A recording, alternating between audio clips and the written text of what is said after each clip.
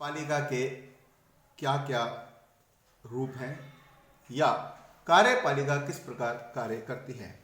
कार्यपालिका दो प्रकार की होती है, एक स्थायी कार्यपालिका और दूसरी अस्थायी कार्यपालिका। तो स्थायी कार्यपालिका की अगर हम बात करें तो जिसके अंदर हमारी नौकरशाही या सिविल सेवक आते हैं, सिविल सर्विसेज के सेवक आते हैं। और अस्थायी कार्यपालिका में राजनीतिक कार्यपालिका जो है वो अस्थायी कार्यपालिका कहलाती है, जिसके अंदर राष्ट्रपति, प्रधानमंत्री सहित पूरा मंत्री परिषद आता है, क्योंकि यह 5 वर्ष बाद बदल दिया जाता है। देश में लोकतांत्रिक प्रणाली के कारण इसमें परिवर्तन होता है, लेकिन नौकरशाही एक निश्चित समय तक सीमा के लिए होती है। जो भी कोई सिविल सर्विस सेवा में आता है या कोई नौकर उसमें करता है तो उसको अपना कार्यकाल पूरे करने तक वही पदभार संभाल के रखना पड़ता है। कार्यपालिका के प्रकार सामूहिक नेतृत्व के सिद्धांत पर और व्यक्तिगत नेतृत्व के सिद्धांत पर भी कार्यपालिका को 2 रूपों में बांटकर आसानी से समझा जा सकता है। जैसे अगर हम बात करें सामूहिक नेतृत्व के सिद्धांत पर आधारित कार्यपालिका की बात करते हैं तो इसमें 2 आते हैं आपके, एक संसदात्मक और एक अध्यक्षात्मक। संसद से संबंध और दूसरा अध्यक्षात्मक से संबंध। सरकार संसद की बात करें कि संसदात्मक क्या है, तो इसमें संसद में सरकार का प्रमुख प्रधानमंत्री है, वह विधायिका में बहुमत दल का नेता होता है, वह विधायिका के प्रति उत्तरदायी होता है। ये हमें संसदात्मक प्रणाली में बात को अच्छी तरह समझना चाहिए। अब अध्यक्षात्मक की बात करते हैं तो जिसका अध्यक्ष मुख्य राष्ट्र का प्रमुख, राज्य का प्रमुख राष्ट्रपति होता है, सरकार का प्रमुख प्रधानमंत्री होता है, प्रधानमंत्री तथा मंत्रिपरिषद विधायक के प्रति उत्तरदायी होता है। और अब बात करें केवल अध्यक्षात्मक की, जिसमें राष्ट्रपति ही राज्य एवं सरकार दोनों का प्रमुख होता है। राष्ट्रपति सामान्यतः जनता द्वारा निर्वाचित होता है, वह विधायिका के प्रति उत्तरदायी नहीं होता। पालिका का क्या अर्थ है?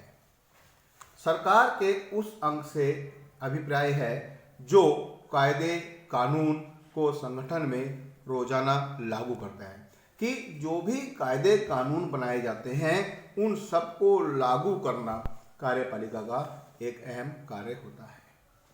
सरकार का वह अंग जो नियमों कानून को लागू करता है और प्रशासन का काम करता है वह कार्यपालिका कहलाता है। कार्यपालिका विधायिका द्वारा स्वीकृत नीतियों और कानूनों को लागू करने के लिए जिम्मेदार होता है, यानी कि कार्यपालिका जो भी कानून बनेगा उस कानून को कार्यपालिका के द्वारा देश में, राष्ट्र में या राज्य में नियमित कराया जाएगा। कार्यपालिका, राजनीतिक कार्यपालिका में सरकार के प्रधान और उनके मंत्रियों को सम्मिलित किया जाता है। ये सरकार के सभी नीतियों के लिए उत्तरदायी होते हैं। राजनीतिक अधिकारी निर्वाचित होते हैं, स्थायी नहीं, क्योंकि ये समय के अंतराल पर बदलाव किया जाता है, चुनाव के द्वारा इनकी सरकारों को बदला जाता है। कार्यपालिका में केवल राष्ट्रपति ही नहीं, प्रधानमंत्री नहीं होते, बल्कि इसके अंदर पूरा प्रशासनिक ढांचा यानी सिविल सेवा के सदस्य भी शामिल होते हैं। स्थायी कार्यपालिका में जो रोज के प्रशासन के लिए उत्तरदायी होते हैं उन लोगों को सम्मिलित किया जाता है। ये सिविल सेवक जैसे IAS, IPS आदि होते हैं। अमेरिका में अध्यक्षात्मक व्यवस्था और कार्यकारी शक्तियां राष्ट्रपति के पास होती हैं, लेकिन हमारे देश में ऐसा नहीं है। अमेरिका में अध्यक्षात्मक व्यवस्था है और कार्य की सारी शक्तियां राष्ट्रपति संभालता है। कनाडा में संसदीय लोकतंत्र और संवैधानिक राजतंत्र है, जिसमें महारानी राज्य की प्रधान और प्रधानमंत्री सरकार का प्रधान होता है। फ्रांस में राष्ट्रपति और प्रधानमंत्री अर्ध अध्यक्षात्मक व्यवस्था के हिस्से हैं। राष्ट्रपति प्रधानमंत्री और अन्य मंत्रियों को नियुक्त करता है और उन्हें पद से हटा नहीं सकता, क्योंकि वे संसद के प्रति उत्तरदायी होते हैं। जापान में संघीय व्यवस्था है, जिसमें राजा देश का और प्रधानमंत्री सरकार का प्रधान होता है। इटली में एक संसदीय व्यवस्था है जिसमें राष्ट्रपति देश का और प्रधानमंत्री सरकार का प्रधान होता है।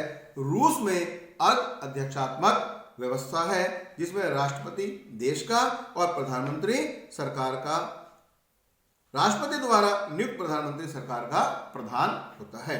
जर्मनी में एक संसदीय व्यवस्था है जिसमें राष्ट्रपति नाम मात्र का प्रधान है और चांसलर सरकार का प्रधान होता है।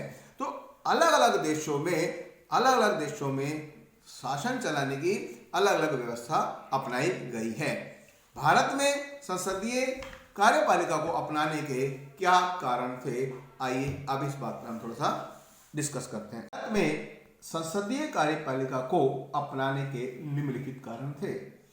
सर्वप्रथम 1919 व 1935 के अधिनियमों का अनुभव, जिसकी वजह से इस कार्यपालिका को अपनाने का कार्य किया गया।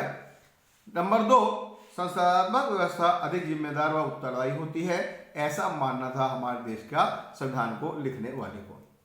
और इसके कारण तीसरा कारण कि व्यक्तिगत पूजा का खतरा नहीं है, किसी एक व्यक्ति विशेष का बोलबाला नहीं रहेगा, कार्यपालिका पर विधायिका उचित नियंत्रण कर पाएगी।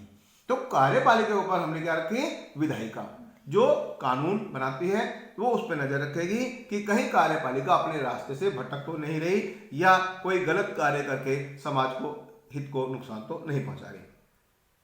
राष्ट्रपति का निर्वाचन हमारे देश में किस प्रकार होता है, आइए। राष्ट्रपति का कार्यकाल पूरे 5 वर्ष का होता है और इसका चयन प्रत्येक निर्वाचन संसद के दोनों सदनों को निर्वाचित सदस्यों के द्वारा होता है। यानी कि जितने भी लोकसभा में सदस्य हैं और जितने राज्यसभा सदस्य हैं उन सबके आपसी मेल से ये चुनाव किया जाता है।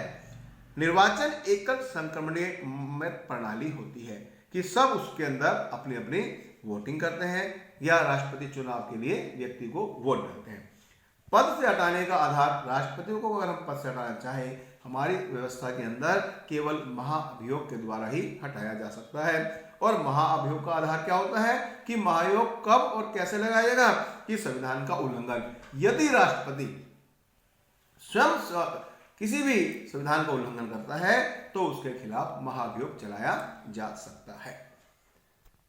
अब हम बात करेंगे मंत्री परिषद का आकार कि हमारे संसद के अंदर मंत्री कितने प्रकार के कार्य करते हैं, उनकी क्या कार्य सीमाएं होती हैं। संविधान के 91वें संविधान संशोधन द्वारा मंत्री परिषद के सदस्यों की संख्या को सीमित और निश्चित किया गया। मंत्री परिषद के सदस्यों की संख्या लोकसभा या राज्यसभा के कुल सदस्य संख्या का 15% से अधिक नहीं होनी चाहिए। कार्यस्तर के आधार पर मंत्रियों का 3 स्तर में विभाजन किया गया कि इनको 3 तरह से बांटकर किस प्रकार कार्य को करवाया जाएगा। मंत्रियों को 3 स्तर में विभाजित किया जाता है, कैबिनेट, मंत्रिमंडल मंत्री, राज्य मंत्री और उप मंत्री। तो ये सब सामूहिक उत्तरदायित्व मंत्री परिषद की एकजुटता के सिद्धांत पर आधारित है। यदि मंत्री परिषद लोकसभा का विश्वास खो देती है तो अविश्वास प्रस्ताव पारित होता है और मंत्री परिषद इस्तीफा देने के लिए बाध्य हो जाती है। यदि सरकार अपना मत खो देती है, अपना विश्वास खोए और अविश्वास प्रस्ताव पारित हो और वो सिद्ध हो जाए तो मंत्री परिषद को इस्तीफा देना पड़ेगा। अध्यक्षात्मक व्यवस्था में राष्ट्रपति देश और सरकार दोनों का प्रधान होता है। इस व्यवस्था में सिद्धांत और व्यवहार दोनों ही राष्ट्रपति का पद बहुत शक्तिशाली होता है।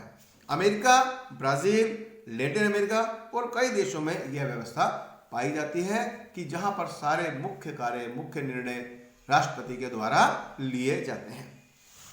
संसदीय व्यवस्था में प्रधानमंत्री सरकार का प्रधान होता है। इस व्यवस्था में एक राष्ट्रपति या राजा होता है जो देश का नाम मात्र प्रधान होता है, यानी वो राष्ट्रपति देश का नाम मात्र प्रधान है। प्रधानमंत्री के पास वास्तविक शक्ति होती है। उदाहरण के तौर पे हम बात करें Bharat, Germany, Italy, Japan, England और पुर्तगाल आदि देशों में यह व्यवस्था देखने को मिलती है। अर्ध अध्यक्षात्मक व्यवस्था में राष्ट्रपति और प्रधानमंत्री दोनों होते हैं, लेकिन उसमें राष्ट्रपति को दैनिक कार्यों के संपादन में महत्वपूर्ण शक्तियां प्राप्त हो सकती हैं, जैसा कि फ्रांस, रूस और श्रीलंका में ऐसी व्यवस्था देखने को मिलती है। भारत में संसदीय कार्यपालिका, अध्यक्षात्मक कार्यपालिका क्योंकि राष्ट्रपति की शक्तियों पर बहुत बल देती है, इससे व्यक्तिगत पूजा का खतरा बन जाता है। संविधान निर्माता एक ऐसी सरकार चाहते थे जिससे एक शक्तिशाली कार्यपालिका हो, लेकिन साथ साथ उसमें व्यक्तिगत पूजा पर भी पर्याप्त अंकुश लगा सके। व्यक्तिगत पूजा से अभिप्राय कि किसी भी एक व्यक्ति का वर्चस्व न बने। संसदीय व्यवस्था में कार्यपालिका विधानसभा या जनता के प्रति उत्तरदायी होती है और नियंत्रित भी करती है। ये संविधान में राष्ट्रीय और प्रांतीय दोनों ही स्तरों पर संसदीय कार्यपालिका की व्यवस्था स्वीकार की गई है। भारत में इस व्यवस्था में राष्ट्रपति औपचारिक प्रधान होता है तथा प्रधानमंत्री और मंत्रिपरिषद राष्ट्रीय स्तर पर सरकार चलाते हैं। राज्यों के स्तर पर राज्यपाल, मुख्यमंत्री और मंत्रिपरिषद मिलकर कार्यपालिका चलाते हैं। यानी कि जो देश का मुखिया हमारे हैं प्रधानमंत्री होते हैं और राज्य का मुखिया प्रत्येक राज्य का मुख्यमंत्री होता है। राष्ट्रपति की शक्ति और स्थिति क्या है? एक औपचारिक प्रधान है। राष्ट्रपति को वैसे बहुत सी कार्यकारी, विधायी, कानूनी और अपार शक्तियां प्राप्त हैं, परंतु इन सभी शक्तियों का प्रयोग वह केवल मंत्रिपरिषद की सलाह से कर सकता है, वह अपनी इच्छा से नहीं। राष्ट्रपति के विशेष अधिकार कि संविधान संवैधानिक रूप से राष्ट्रपति को सभी महत्वपूर्ण मुद्दों और मंत्रिपरिषद की कार्यवाही के बारे में सूचना प्राप्त करने का पूर्ण अधिकार है। नंबर 1, सदनों को पुनर्विचार के लिए वो लौटा सकता है। यदि कोई बिल उन पे आता है तो वापस भेज सकता है कि आप इस विषय पे, इस विचार पर, बिल पर दोबारा चर्चा करें। वीटो शक्ति का प्रयोग करके संसद द्वारा पारित विधेयकों को स्वीकृति देने में विलंब कर सकता है। विलंब का मतलब, लेकिन उस विलंब करने की भी एक समय सीमा होती है। थर्ड, चुनाव के बाद कई नेताओं के दावे के समय यह निर्णय करे कि कौन प्रधानमंत्री बनेगा, इस विषय में भी राष्ट्रपति का योगदान होता है। आखिर राष्ट्रपति पद की आवश्यकता क्या है? क्योंकि जबकि यह एक नाम मात्र का प्रधान है, फिर भी राष्ट्रपति के पद की आवश्यकता क्यों है कि संसदीय व्यवस्था में समर्थन न रहने पर मंत्रिपरिषद को कभी भी हटाया जा सकता है। ऐसे समय में एक ऐसे राष्ट्र प्रमुख की आवश्यकता पड़ती है जिसका कार्यकाल स्थायी हो, जो सांकेतिक रूप से पूरे देश का प्रतिनिधित्व कर सके। यानी कि क्योंकि व्यवस्था स्थायी ना होने के कारण किसी पे भी कभी कोई अभियोग लगकर, अविश्वास प्रस्ताव बनाकर अगर सरकार हट जाती है तो उस समय देश को संभालने के लिए एक राष्ट्रपति अध्यक्ष के रूप में काम करता है। राष्ट्रपति की अनुमति में ही उपराष्ट्रपति, अगर राष्ट्रपति अनुपस्थित है तो उपराष्ट्रपति भी ये कार्य कर सकते हैं।